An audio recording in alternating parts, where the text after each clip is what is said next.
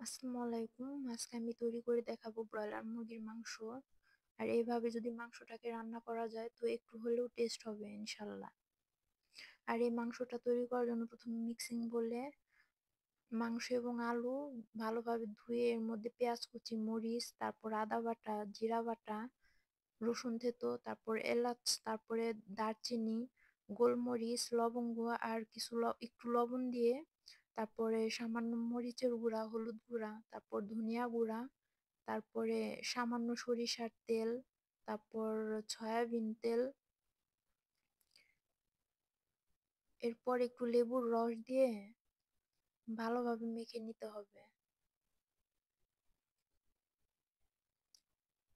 আর এখানে হাড়ের মাংস নেই, যে কারণে এটাকে একটু চটকে চটকে মেখে নেওয়া হয়েছে।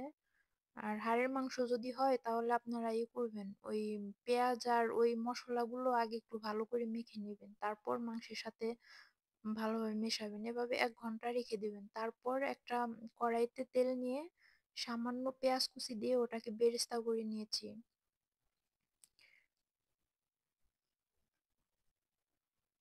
পেঁয়াজ বেরেস্তা হয়ে গেলে ওই পেঁয়াজটাকে তুলে নিয়ে ওই তেলের ভিতর ওই মাংসটাকে, মেরিনেট করা মাংসটাকে ছেড়ে দিতে হবে।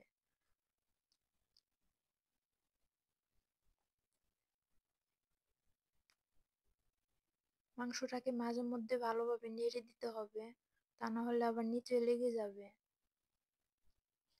আর নিচে লেগে গেলে পোড়া পোড়া গন্ধ চলে আসবে, এতে করে মাংসটা আর ভালো লাগবে না।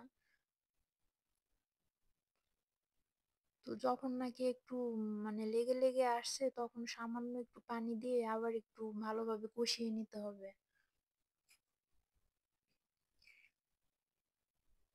আর লাকড়ির চুলায় রান্না করার কারণে তো অনেকটা ধোঁয়া উঠছে, যে কারণে অনেক সময় বোঝা যাচ্ছে না।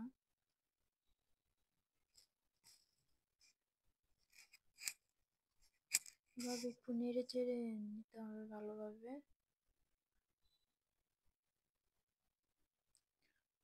আমি তারপর আবারও সামান্য একটু পানি দিয়ে নেড়ে নিয়েছিলাম, কারণ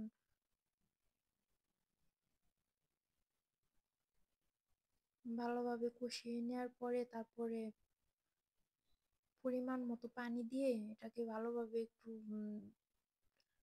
জাল করে নিলেই হয়ে যাবে।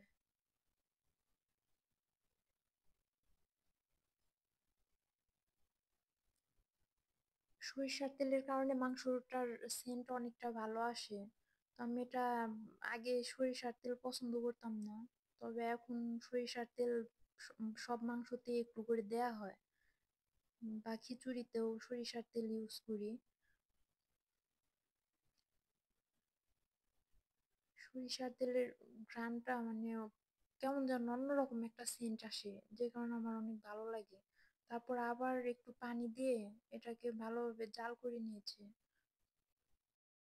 তারপর ঝোলটা একটু ঘন হয়ে আসলে এর উপর পেঁয়াজ বেরেস্তা আর জিরার গুঁড়া দিয়ে দিয়ে নিলেই হয়ে গেল মাংস। তারপর আমি নামিয়ে নিয়েছি।